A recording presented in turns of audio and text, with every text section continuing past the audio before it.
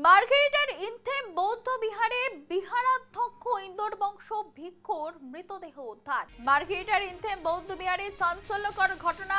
সেখানে বিহারাধ্যক্ষ ইন্দোর বংশ ভিক্ষুর দেহ উদ্ধার ঘিরে চাঞ্চল্য ছড়িয়েছে। অঞ্চলে তীব্র চাঞ্চল্য। মৃতদেহের সামনে থেকে উদ্ধার হয়েছে রক্তাক্ত কুঠার। বৌদ্ধ ভিক্ষুককে পিটিয়ে হত্যার অভিযোগ সামনে এসেছে। মাথায় আঘাতের চিহ্ন স্পষ্ট রয়েছে। এনে বিস্তারিত জানবো, সরাসরি রয়েছে প্রতিনিধি অভিজিৎ।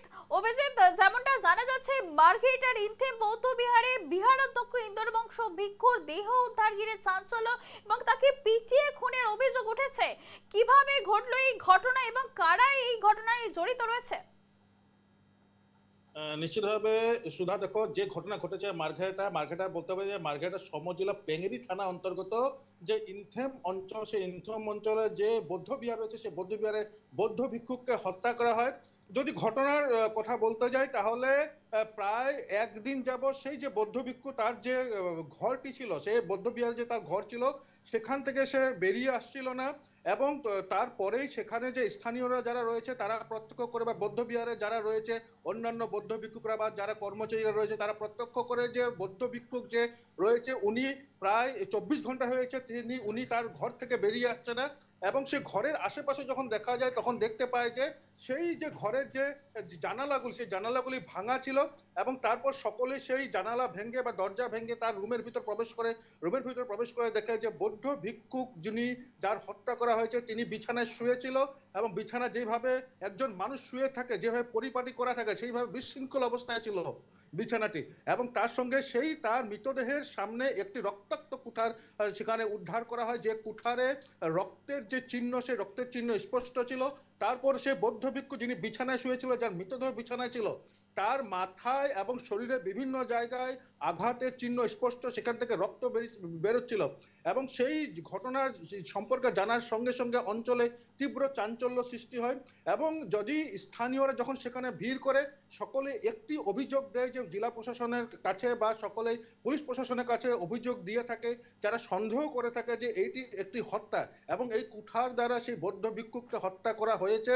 এবং মার্ঘেরিটা যে অঞ্চলে এই বৌদ্ধ বিহারটি রয়েছে এবং সেই জায়গায় যে ড্রাগস, যে মাদক জাতীয়, যে নেশা জাতীয় যে সামগ্রী তার প্রচলন, তার যে ব্যবসায়িক যে ব্যাপার, সেই অনেক বেশি পরিমাণে বৃদ্ধি পেয়েছে। এবং সকলেই এক প্রকারের সন্দেহ করছে যে এই যে যারা ড্রাগস পাচারকারী বা যারা ড্রাগস নিতে যারা আসক্ত, তেমনই হয়তো কেউ সেই বৌদ্ধ ভিক্ষুককে হত্যা করেছে। কেন কি এই বৌদ্ধ ভিক্ষুক এক প্রকার সেই যে বৌদ্ধ বিহার, সেই বৌদ্ধ বিহারের উনি কোষাধ্যক্ষ ছিল।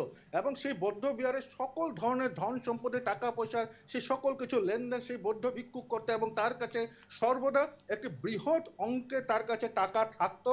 হয়তো সেই টাকার জন্য সেই বৌদ্ধ ভিক্ষুককে হত্যা করেছে।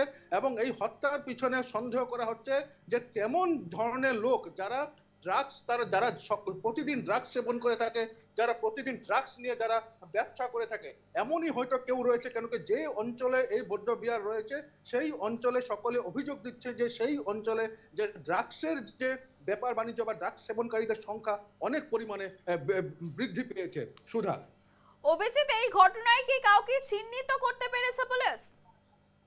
না, দেখো এখন অবধি সেই ঘটনাতে কাউকে চিহ্নিত করতে পারেনি। কেন কি ঘটনাটি ঘটেছে, ঘটার সঙ্গে সঙ্গে অঞ্চলে তীব্র চাঞ্চল্য। সকলেই একটি কথা বলছে যে যে জায়গায় একজন ধর্মগুরুর যদি নিরাপত্তা দিতে না পারে জেলা প্রশাসন, পুলিশ প্রশাসন, একজন ধর্মগুরু যদি নিরাপত্তা যদি না থাকে, সেখানে স্থানীয়রা কিভাবে থাকবে?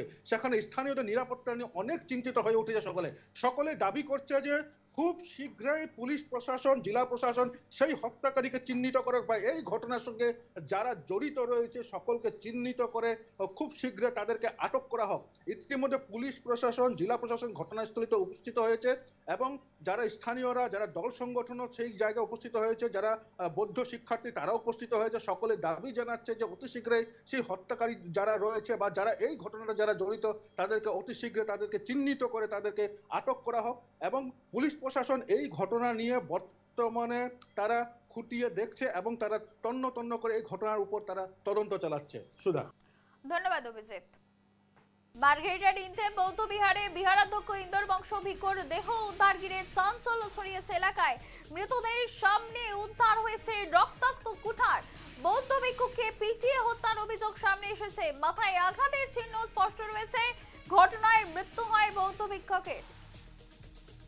ঘটনার জেরে জোর চাঞ্চল্য এলাকায়। মার্ঘেরিটার ইনথেম বৌদ্ধবিহারে বিহারাধ্যক্ষ ইন্দোর বংশ ভিক্ষুর দেহ উদ্ধারে চাঞ্চল্য ছড়িয়েছে। মৃতদেহের সামনে থেকে উদ্ধার হয়েছে রক্তাক্ত কুঠার। কি কারণে এই হত্যা তা এখনো জানা যায়নি। ঘটনার তদন্ত শুরু করেছে পুলিশ। আজি বিয়লি আপোনাৰ 7:30 বজাত ঘটনাটো এনেকৈ মুকলি হৈছে যে ইমান ভাত দিব আহোঁতে ভাত দিব আহে গধূলি যিহেতু ভাত দিব আহোঁতে ঘটনাটো সংঘটিত হৈছে আৰু ঘটনাটো তেওঁলোকে দেখিবলৈ পাইছে যে এনেকুৱা ঘটনা সংঘটিত হৈছিলে। আমি একদম দুখ অনুভৱ কৰিছোঁ, কিয়নো আমাৰ মহাগুৰু আমাৰ ইনথেম বৌদ্ধ বিহাৰৰ এজন আমাৰ মহাগুৰু, তেওঁ একদম ভক্তপ্ৰাণ ব্যক্তি। তেওঁ 55 বছৰ বয়স হৈছিল। আমাৰ ইয়াত আৰু 2 বছৰ হৈছিল, 3 বছৰ হৈছে আমাৰ ইয়ালৈ। কিন্তু আমাৰ বৌদ্ধ ধৰ্মৰ এতিয়ালৈকে এনেকুৱা ধৰণৰ হত্যাকাণ্ড আমি শুনা নাইকিয়া আগতে। তো এতিয়া আমি এনেকুৱা ঘটনা সংঘটিত হৈছে, আমি সঁচাকৈ ইনথেমবাসী ৰাইজ লগতে সমগ্ৰ পেংগিৰবাসী ৰাইজ বৌদ্ধিষ্ট ধৰ্মৰ লগত বিভিন্ন জাতি জনগোষ্ঠী আজি একত্ৰিত হৈ ওলাই আহিছে। যিহেতু বাবাৰ এই আমাৰ মহাগুৰু এই ঘটনা সংঘটিত হৈছে, যিহেতু বিভিন্ন জাতি জনগোষ্ঠী ওলাই আহিছে, আমি সঁচাকৈ মৰ্মাহত হৈছোঁ। কিন্তু আমাৰ পুলিচ প্ৰশাসনো আহিছে ইয়াত। আমি মেজিষ্ট্ৰেটকো দাবী কৰিছে মেজিষ্ট্ৰেট অহা হওক, কিন্তু ইয়াত ফিংগাৰ প্ৰিণ্টবোৰ লোৱা হওক, কি কুঠাৰ যিহেতু ইয়াত পৰি আছে, তেওঁলোকে একদম কঠোৰভাৱে তেওঁলোকে সিদ্ধান্ত গ্ৰহণ কৰক আৰু তেওঁলোকে একদম তন্নকৈ পৰীক্ষা কৰক যে কোনজন মানুহে হত্যা কৰিছে।